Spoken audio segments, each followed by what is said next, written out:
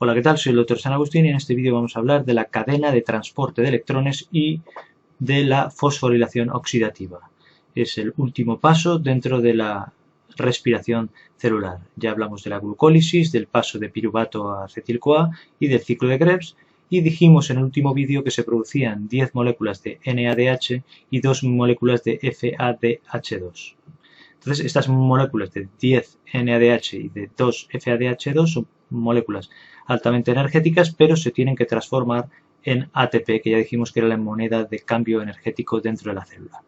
Entonces, este proceso de transformación de estas moléculas y de conseguir que generen ATP se realiza a través de esta cadena de transporte de electrones y la fosforilación oxidativa. Entonces, lo que haremos en primer lugar, como ya dije en el vídeo de cómo estudiar de forma efectiva, es analizar en primer lugar los términos de cadena de transporte de electrones y fosforilación oxidativa, ver a ver lo que significan las palabras, para después, a partir de aquí, deducir conceptos y que nos sea más fácil el memorizarlos. Entonces, vamos a ello.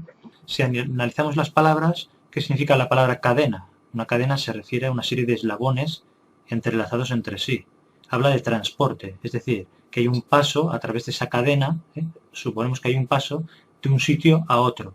Y después la palabra electrones. Está claro que lo que se transportan o lo que se lleva de un sitio a otro son electrones. ¿Electrones que proceden de dónde? Bueno, estábamos diciendo que aquí lo que buscábamos era generar ATP a partir de FADH2 y a partir de NADH.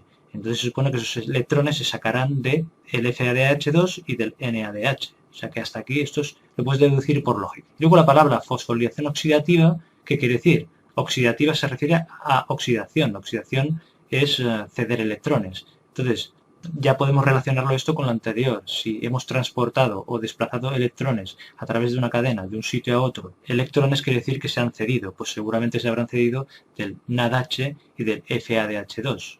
Entonces, habrá habido una oxidación de estos, un transporte, una cesión de electrones que se van desplazando o transportando hacia otro sitio. Y la palabra fosforilación. Fosforilación es una adición de un grupo fosfato inorgánico a cualquier otra molécula. Si en este proceso lo que queremos es formar ATP o generar ATP, está claro que aquí lo que pasará será que en el último término lo que habrá una fosforilación del ADP, que se le incorporará un fosfato y se producirá un ATP. O sea que esto, por lógica, ya podemos deducir que lo que pasa en todo este proceso es esto, simplemente analizando las palabras. Entonces, a continuación, lo que vamos a hacer es, con un gráfico, el analizarlo paso por paso. Y aquí tenemos una mitocondria que tiene esta forma alargada y tiene una matriz, que es la parte interior, en donde se produce el ciclo de Krebs. Después tiene una membrana interna y una membrana externa, y entre las dos membranas, interna y externa, hay un espacio intermembranoso mitocondrial. Entonces, la membrana interna tiene una forma rugosa, que serían las crestas mitocondriales, y que estas permiten que haya más superficie y que ahí se puedan incrustar o estén incrustadas esa serie de estructuras que servían de eslabones dentro de la cadena de transporte de electrones. Estos eslabones son complejos proteicos.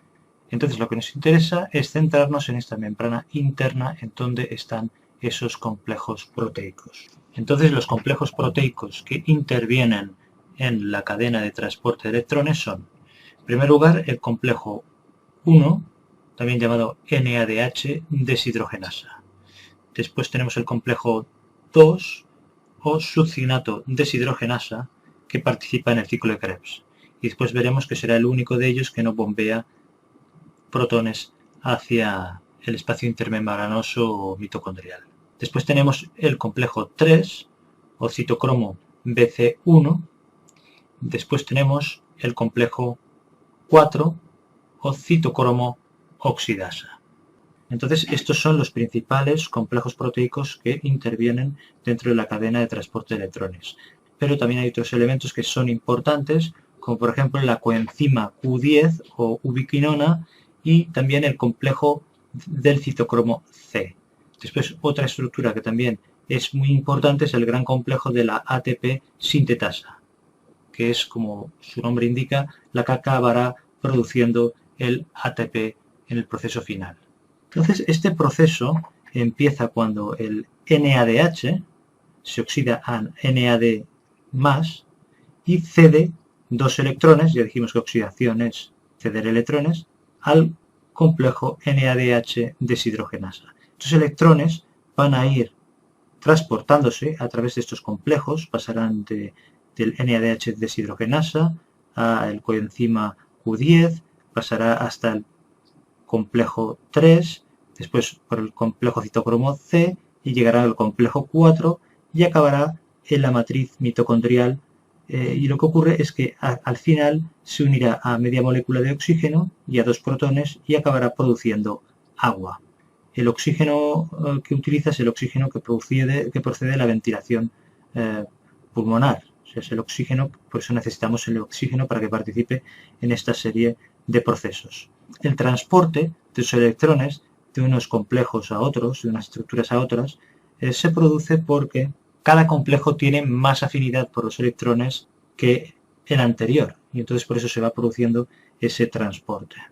Conforme los electrones van pasando a través de estos diferentes complejos proteicos, se va produciendo un bombeo de moléculas de hidrógeno hacia el espacio intermembranoso mitocondrial, es decir, desde la matriz mitocondrial hacia el espacio intermembranoso, entre la membrana interna y externa de la mitocondria, de forma que va a ir habiendo un gradiente de protones electroquímico entre ese espacio intermembranoso y la matriz. El espacio intermembranoso, al tener más protones, será más ácido. Recordemos que los hidrogeniones aumentaba la acidez. Entonces el complejo 1 bombeará 4 protones, el 2, que es el que participa en el ciclo de Krebs, no bombea ningún protón, el complejo 3 bombeará 4 protones y el complejo 4 bombeará 2 protones. Esto quiere decir que a partir de un NADH se bombearán 10 protones o hidrogeniones desde la matriz mitocondrial hacia el espacio membranoso intermitocondrial. En el caso del FADH2 pasa algo similar. Lo que ocurre es que el FADH2 se oxida a FAD+, y cede 2 electrones al complejo 2, al de la succinato deshidrogenasa. Esos electrones pasan al coenzima Q10 o a la ubiquinona y siguen el mismo proceso que los que procedían del NADH. De forma que también se bombean protones, pero como no participa el complejo 1, sino que solo participa en el complejo 3 y 4, en este caso un FADH2 solo bombeará 6 protones. Entonces lo que hay que tener en cuenta es que durante el transporte de los electrones a través de los complejos proteicos, este paso de electrones va liberando energía y esa energía es la que permite que esos complejos bombeen hidrogeniones o protones desde la matriz mitocondrial hacia el espacio intermembranoso mitocondrial. Entonces se vayan acumulando ahí y se produzca un gradiente electroquímico entre ese espacio intermembranoso y la matriz mitocondrial. Entonces estos protones vuelven o quieren volver, es como si fuera una goma que la estiras y entonces cuando las sueltas vuelve otra vez a la misma posición. En este caso, ¿cómo vuelve a la misma posición? Pues a través del complejo llamado ATP sintetasa. Es el que permite que vuelvan otra vez los hidrogeniones hacia la matriz.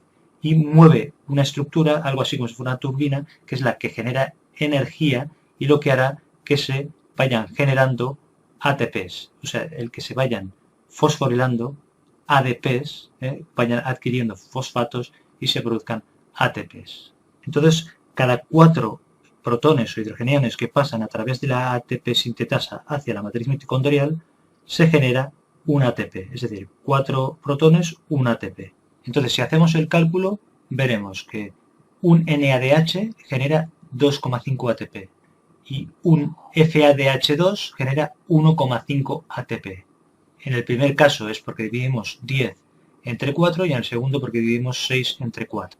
Quedan 10 hidrogeniones que bombeaba el NADH y un FADH2 bombeaba 6 hidrogeniones hacia el espacio intermembranoso mitocondrial. Entonces, esta equivalencia de un NADH 2,5 ATP y un FADH2 1,5 ATP es la que ahora se suele se indica, pero hay que ir con cuidado porque hay textos que siguen con las cifras antiguas de un NADH que genera 3 ATPs o un FADH2 que genera 2 ATPs. Y ahora pues se ha visto que esto no es exacto y es algo menos.